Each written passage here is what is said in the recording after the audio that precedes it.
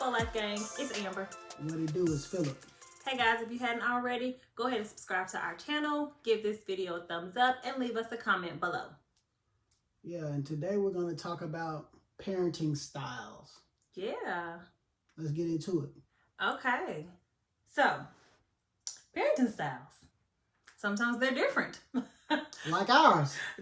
Ours are very different. Night and day. So originally, I thought I was going to be the disciplinary. I thought I was going to be the really strict parent. And then I actually had children, and that's not the case. Not at all, actually. What kind of parent am I? Very loose. Uh-huh. Very passive. Oh, okay. I don't know. You just let the kids get away with whatever they want to do. Do I? I think so. Anything. I think so. Really? Unless they're getting on your nerves and you just didn't had enough, then you be like, all right, that's enough. Yeah, you're right about that. But for the most part, yeah. But they're little. Mm-mm. Well, as you can see, Philip does not take that same approach. He is definitely more firm. You have to establish the rules early, I think. But you're firm with Peyton, not sister. That's not true. Now, I do let her know, hey, we're not doing that. This whole throwing a fit and rolling around on the floor. I feel like I'm more firm with her than you are. Well, yeah, because you like, nah, we ain't doing that. But when she just throwing a fit, I just walk off and let her do all that crazy stuff on the floor. So what it sounds like is that with the girl, I'm more firm. And I'm a little more loose with Peyton, the boy. And you're more firm with him and more loose with sister. It's accurate. I think so. That's definitely us. It's definitely accurate. Well, I'm going to tell you this now. I'm never going to show aggression toward her at all. Like, never. At right, and I don't think you should. Like, never. Like, she will never see me come off as, like, dang, my dad upset at me. Like, she'll see that I'm upset and I'm not happy. Right. Well, she won't ever see me lash out at her. Yeah. Never. I'm not playing that. And I don't think that she should see that from you. She definitely needs the gentleness and the love from you. I mean, I'm gentle and loving with her as well, but I'm definitely more of, hey, no, man, we're not doing that than you are. And I think that because of the roles that we play in their life, I think that that's pretty appropriate. And also the main reason why I don't want to do that is because I feel like if I do that towards Peyton, he would be able to handle that, and that's something that he needs to be able to handle with me as far as like, him growing up. He needs to be able to handle that that combativeness, that back and forth. But when it comes to my daughter, I don't want her to ever feel like a man is in her face or yelling at her. And that it's okay. And no, because that's not ever okay. Right. And how do I expect her to grow up out in the world and, and if that happens to her feel like that's okay because my dad did it to me. No, I ain't doing that. Yeah, I agree with that. And I think as far as our roles with sister, that we're pretty much on the same page with them. As far as like the position that I'm supposed to play, the position that you're supposed to play, I feel like we agree with that and we're cool with that. But she's also 2. Right. So as she gets older, so we've been learning and seeing that things change. Yeah. So now with the 7-year-old, I feel like that's where we kind of have friction sometimes because you say that, he should be able to handle like the combativeness and all that. And I agree, but in my head, I feel like he can't handle it. And so I always want to coddle him. And I know I probably shouldn't as much, but I'm just like, oh, that hurt my feelings for him. You just like, no. No. I mean, because I know that you do have to kind of check me when I go too far. Because, that it happens. I don't know, exactly when to stop or whatever the case may be, but I don't think I'm abusive or nothing. Oh, you're definitely not abusive. But when it comes to me letting him know, hey, this is what I expect and this is what we're going to do. And if you're not listening, you're not doing what I expect you to do, I have to hold you accountable. Right. Now, I'm all for holding accountable. I feel like that's just something that I preach period, like holding one another accountable, holding ourselves accountable, and our kids holding themselves accountable. He's so emotional. Mm-hmm. And I know he's emotional because I'm emotional. And so I think a lot of times I put myself in his shoes. Mm-hmm. And I'm like, oh, that was a lot, or that was harsh, or woo, not. And I kind of take away from well, he did do whatever it was. We are having to set that foundation and teach him. Mm-hmm. He does need to learn that this is not okay. So I struggle with that. I really do struggle with like what's okay and what's not okay. And it really does take like him getting on my nerves before I'm like, no, F that. Yeah. And I don't want to get to the point to where I have to be fed up before I actually say something. Mm-hmm. But I don't really know right now how to balance that, because he's just now moving from that baby toddler stage to now, no, you know what you're doing and you know what you're saying and you're really smart. So absolutely, you got to do better. Absolutely. When it comes to him jumping and flipping and stuff on the couch, like he does that every single day. Right. And you tell him to don't do that every single day. Yeah. But when he jumping and flipping and he fall and hurt himself, then what? Right. And then a part of that, I'm also like, kids don't listen. And so I struggle with finding like that balance between kids don't listen. You're going to have to repeat yourself because you are. That's just, he's 7. You're going to have to repeat yourself. Mm-hmm. So finding that area, but then also on the flip side, but I still need to teach you. You still need to learn that this is not okay. I know I'm going to have to repeat myself, but that doesn't mean because kids don't listen that it's okay to not listen. Mm-hmm. And so I really struggle like finding that right medium for that with me. Mm-hmm. And then I also feel like because you are so firm with him, I got to be a little extra like, oh, it's okay. Yeah, because I know you wanna find that balance. You don't want him to seem like we ganging up on him. Mm-hmm. But at the same time, he needs to also know that we're on the same page too. Right. So that is kind of a difficult thing for us to find that middle ground. How do we work that out? Mm-hmm. Because I know that you want to provide that level of comfort for him. In that safe space. Mm-hmm. I mean, I do too, but at the same time, dude, you need to listen. Right. So the parenting thing is it's not a one size fits all. Right. It's not, and it changes so much. So even when you find a groove at one point, they get older. Right. They're introduced to different things.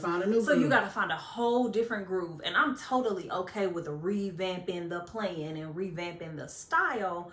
I think I overwhelm myself sometimes because I'm so forward thinking with it. I'm like, well, when he gets older or when he gets to high school or middle school, like I think about how we treat him. That's going to determine the relationships that he has with other people. For sure. And so I'm always like, I guess on edge, making sure I'm doing it right. Yeah. And I think that can get a little overwhelming for me at times. And then yeah, that's just a little overwhelming sometimes. Let me ask you this. How do you know if you're doing it right? Is that something that he'll have to tell us one day when he gets older? I mean, who knows? That's the scary part, because it's like you don't know until you start seeing, like, after you've put the work in. It takes years for you to start seeing, okay, they learned this from me. Right. But it's like in the meantime, are we doing it right? Yeah, I mean, no one actually knows, and we can't, we really don't know now. Right. Because, I asked him, pretty frequently, how am I doing? Is there anything I can do that'll make sure that I'm doing this thing right? Because, I'm learning just like you learning. I mean, that's just because you've been in this world 7 years, that don't mean that I know it all. And just because I'm 25 years older than you, that doesn't mean that I know everything. Right.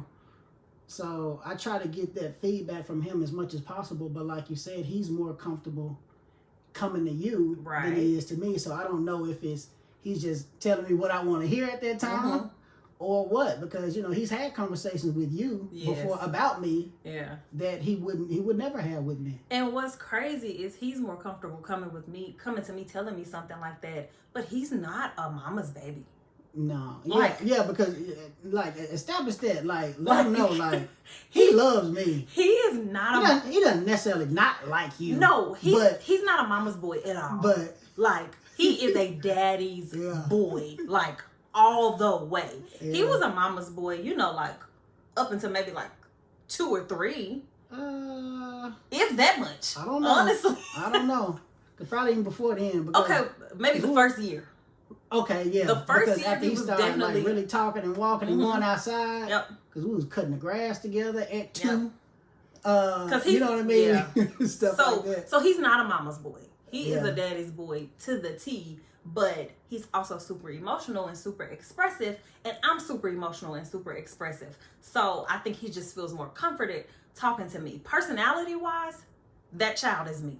Mm-hmm. Personality wise. Mm-hmm. So I think that he just identifies with that, and he knows that if I say something to mom, it's going to be loving and more well received, and if I say it to dad, I'm just going to get what I get, whether it's up, down, and in between. Yeah.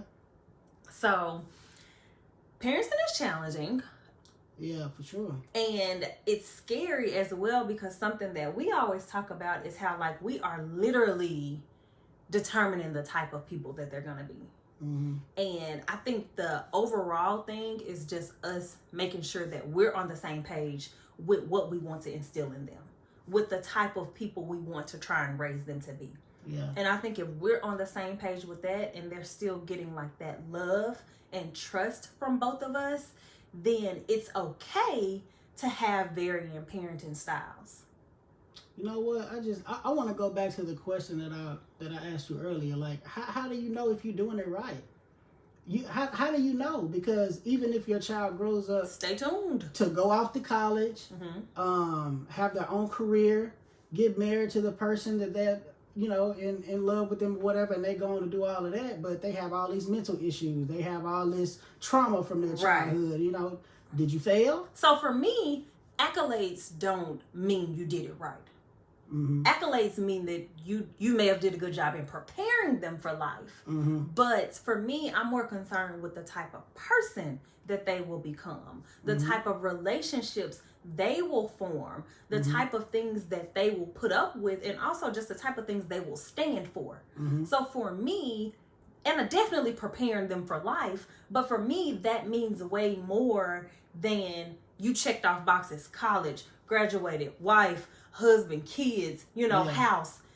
That stuff is important, right? But that stuff doesn't make a person, right? Because like you said, you checked all these boxes, but you're a horrible person. But nobody wants to be around you. But you have all these issues. Yeah. So I think that we have to just be super mindful of that every day. And I think we do some good things in like trying to instill those things in them. Yeah. So to me, really, if you are failing or succeeding, I would say when we start trying something new, give it a few months and we can kind of gauge there. Mm-hmm. And I think that as long as we're open to changing and continually changing like what we instill in them, then I think that we'll be doing a good job.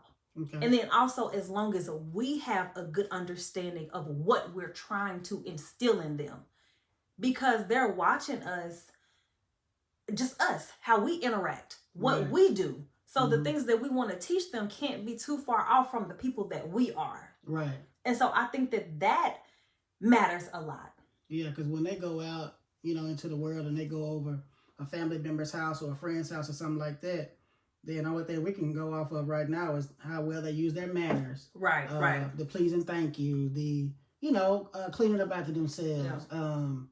What they talk about, what they don't talk about. And their manners subpar, I'm going to just be honest. Man, the manners are hit or miss. But not only that, he like to tell our business and all that. So... like, come on, man.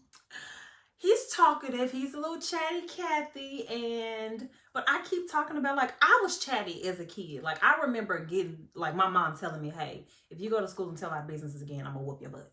Yeah. Like, I remember those conversations. Yeah. And it wasn't like stuff was just popping off at home and I was going and telling people, but it was simple stuff like he does. Yeah. Like, one time, talking too much. Right. I mean, simple stuff like we were at the park one day, pre-COVID, with one of his friends, and he just randomly was like, my mom has a tattoo on her butt. Out of nowhere. And that's not a big deal, but it's like, why do you feel the need to tell that? For one, it's not even your business. Yeah. Why do you feel the need to tell that? Yeah. No one asked you that. At all. You just decided to get that information up. Right. So I think that is just like, we got to be patient and we got to keep like telling and training and retraining him like, dude, don't tell our business. Yeah. One thing I think we need to talk about that we haven't mentioned is we don't whoop our kids. Mm-mm. Why don't we whoop our kids? Well, let's say it like this. We haven't always been that way. True, we have not. So, but we just gradually moved into, you know what? Let's just not do that. Mm-hmm. And let's do more so of talking to them, holding them accountable, and letting them know that when you do these certain things, you're going to have consequences for those, either good or bad. Mm-hmm. So, and one of the main reasons why we decided not to whoop our children anymore is because of, we don't want to pass down that generational trauma that has come down from our parents and our parents' parents and our parents' parents that came from their slave owners and all of that. And also, to me, I ought to be able to get through to my child, to teach my child without striking them. Yeah. Because if you think about it, the more you physically try to teach someone, it can be anybody. It don't have to necessarily be a child, but it can be, when you try to physically teach them, then it's not going to work. Right. Because now they're more so afraid of you, and they're afraid to mess up. They're afraid to, you know what I mean? Right. So everything is reacting off of fear And not actually learning. Right. And it creates a different dynamics. So for me. To me. Right. To us. Yeah. So we just feel like, for one, these are kids. Mm-hmm. We are smarter than them. Mm-hmm. We are older than them. We've seen so much more than them. Mm-hmm. If I can't be creative in how to get through to a 7-year-old and a 2-year-old, I don't need kids. Right. And that's just our opinion on it. And that's why we choose not to like physically whoop our kids. But I even feel like I need to say, prior to that, we weren't like whooping them all the time. For one is 2, so she never got hit. Yeah. The other one is 7, and he probably got literally 4 whoopings ever in his life. Probably. So probably, for real, like maybe 3 or 4. Right. Now, prior to having kids, I thought that's just what you did. And I used to say all the time, I'm gonna whoop my kids, I'm gonna beat my kids. Yeah. Just because that's how I was raised. And like everyone else says, I turned out fine. Yeah. But then it's like, did you really though? Right. And then it's like, yeah. But there was no other way. Yeah. I mean, but I think it's, and this is just my opinion, I just think that when you move to the whoopings first, I think that's a cop out, because you don't want to have to deal with the problem, because 9 times out of 10 is your fault in the first place. Right. So I think that, you know, that's just one of those things that it just takes work, man. It really takes discipline for yourself to not react in that way. Yep. And you need to actually teach them, because I know it's hard, man. Like this hasn't been just a easy thing. We just woke up cold turkey like we ain't gonna do it. Yeah. Like, nah, it took some work. Because there were a couple times we was like, they will test you. There were a couple times this summer we were like, we might need to go back to whoopings because he's not getting it. Right, man. Like, look, like this joker don't know what I'm trying to spare him from. Right. Because I will beat the brakes off you because you ain't listening.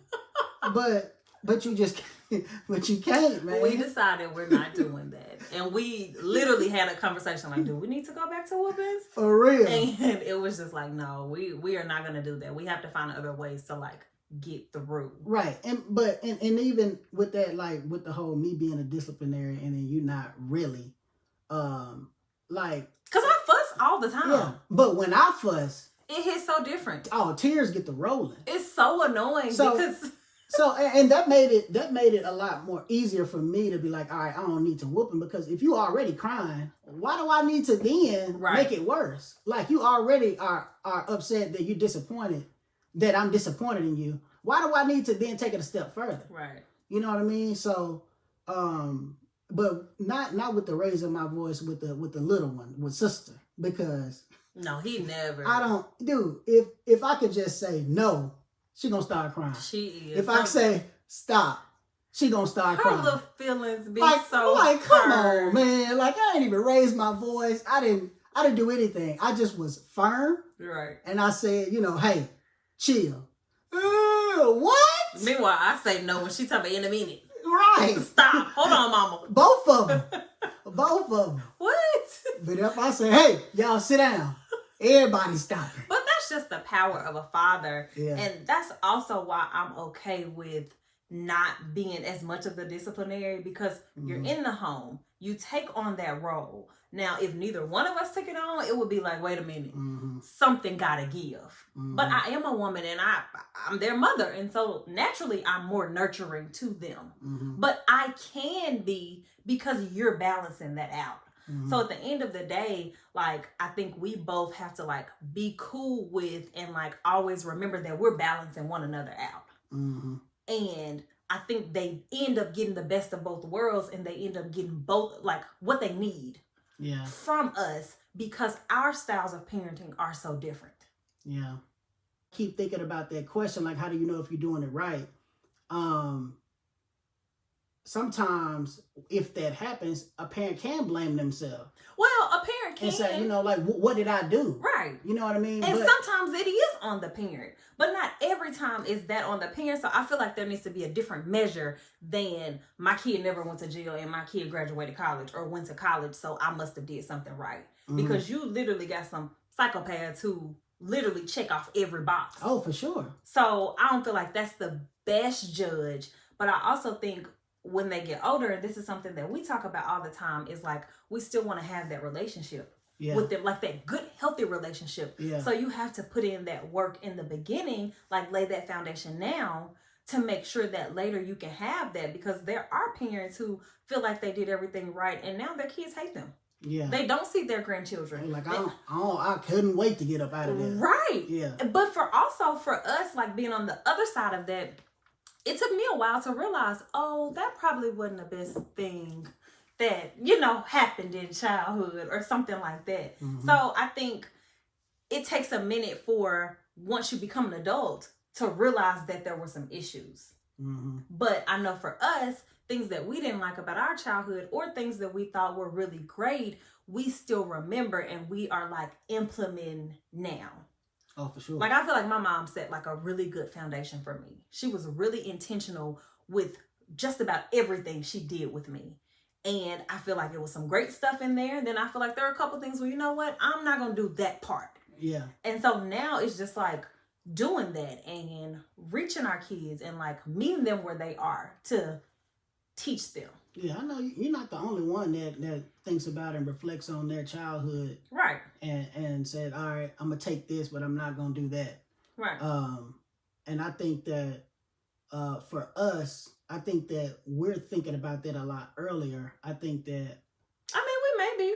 Who knows? Yeah. Than whomever. But I think that when our children get to maybe high school age, I think that we'll be able to kind of gauge how we've been doing as far as like their relationships in not college, but their relationships in high school and kind of what they do and how they kind of interact out in the world. We'll definitely be able to gauge it more. So I think now the moral of the story is probably that we need to make sure that we are good human beings and that we're good people, because for one, they're watching us. And then for two, naturally, the things that we do, the things that are important to us, we will show them, whether they actually see it from us or whether we actually instill that in them. So I think that's probably like the biggest thing that I'm always like thinking about. Like, I need to be right. I need to be straight. So I make sure that like my daughter is watching me, that she gets what she needs from me. Yeah.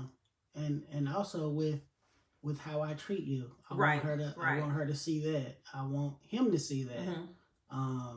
Us being intimate. You know, we think about all that stuff. Yeah. Like, you know, we want to make sure that they see us kissing and hugging and dancing and just and having a good time. And also on the flip side of that, arguing.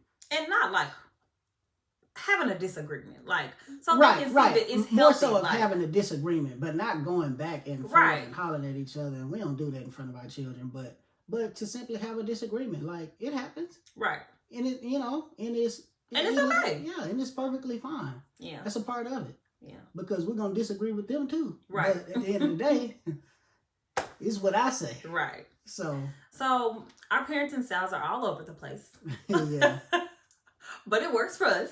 Yeah. And we are on the same page as far as what we want to instill in them and the type of people we want them to be. So we kind of balance each other out with our personalities.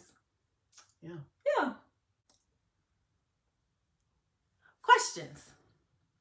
Would you rather go for a hot air balloon ride or bungee jump? Both. Oof. And my answer is neither. But if you got to pick one, pick one. Probably a hot air balloon. Because the bungee jump, you know, I don't really like roller coasters. Mm-hmm. So when on the initial jump, you know, my heart's still gonna be up in the air, but I'm gonna be down, and you know, that's just not a good thing for me. That's not. But I would say hot air balloon, but I would really like to do both. So you want to try the bungee jumping, but that wouldn't be your number one pick. Nah. So I would do the hot air balloon. Would you? I would. I don't see myself ever in life bungee jumping. Like, ever in life. Why not? I do not desire to bungee jump. That kind of thrill, I just don't care about. But you'll get on a roller coaster. I'll do a roller coaster. It's pretty much the same thing. Oh, it's different, buddy boy. When you up in the air like that and you... I haven't ridden a roller coaster in so long, like probably since at least 10 years. Yeah. So I may feel different about roller coasters. I've maybe ridden on one. Yeah, I may feel different about roller coasters. Now, I'm not as adventurous as I used to be. Don't you know it? Whatever. Okay, number 2. What word or phrase do people say all the time that you can't stand? Oh, it's so many. Okay, come on. I want you to go first because I just want to pick one, but it's something. Okay, what I hate that people say is, I go to war over this one. I cannot stand it. Like, war? Not like I'll beat somebody up over this. Okay, I'm there with you. Not I'll punch you over this one. I'm there with you. Full-fledged war? That's intense. That's a good one. I hate that one. Dang. I won't say, it's a lot of them that I don't like. Okay. But the one that's starting to get played out to me is the whatever for me. I don't like that one. It's getting played out. And folk will beat it to death. Well, folk will beat anything to death. It's the nails for me. It's the bag for me. I like that one. Man, come it's on. the Michelle Obama for me. I know. Shoot. Okay, next question. Do you hold grudges or forgive easily? I know the answer to that. I know you do. You tell them. Hold grudges. 100% holds grudges. Yeah. I feel like... I'm working on the forgiveness, though. Are you, boo? I am. Good. It's because to me it's stupid, but I'm forgiveness. Really, yeah. but I'm trying to work on it. Yeah. So. Okay. So yeah. I feel like if I gotta pick one over the other, it's hold grudges for me, but definitely nowhere near as much as you with holding grudges. Mm-hmm. But I don't forget nothing. Right, and I can forgive sometimes, but I still got a little tinge of grudge in me. Mm-hmm. Okay. If you had to wear one outfit from head to toe every day, what would it be? Easy. Okay. A hoodie. Uh-huh. Some sweats. Uh-huh. And just some Jordans on my slides. Okay. Comfortable. Oh man. Every day. I definitely would wear something comfortable too. I would wear a nice fitted t-shirt, some leggings, maybe some socks, maybe not. No, some flip-flops. Yeah, that's what I would wear. Yeah. Comfortable. Comfortable. Okay, last question. What's your favorite season and why? Summer. Because your birthday in summer. Of course. Only players are born in the summertime. Boy, boo. We're born in the same month, but he say I'm not born in summertime. Because you're not. My birthday was always during summer break. It's not the summer. Don't care. Summer starts June 21st. So anything prior to that, it's not the summer. Sorry, you didn't make the cut. And he think that's so funny. You was born in the spring. And that's fine. Everybody can't make it. Sorry. My favorite season, it used to be summer. Now I'm over how hot it is. I'm a fall girl. I need me some nice summertime, fall baby. weather. Summertime. Yeah, I'm a fall girl. Summertime. Well, your season coming up. It's on the way. It is on the way. Well, that's all we have for today. All right. That's cool. So if you haven't already, y'all, like this video, give it a thumbs up. I guess that's liking it. Subscribe to our channel. Share this video with somebody. If you think somebody could benefit from it or is just interested in somebody, share it with them. And if not, y'all will catch you next time. Peace. Peace out.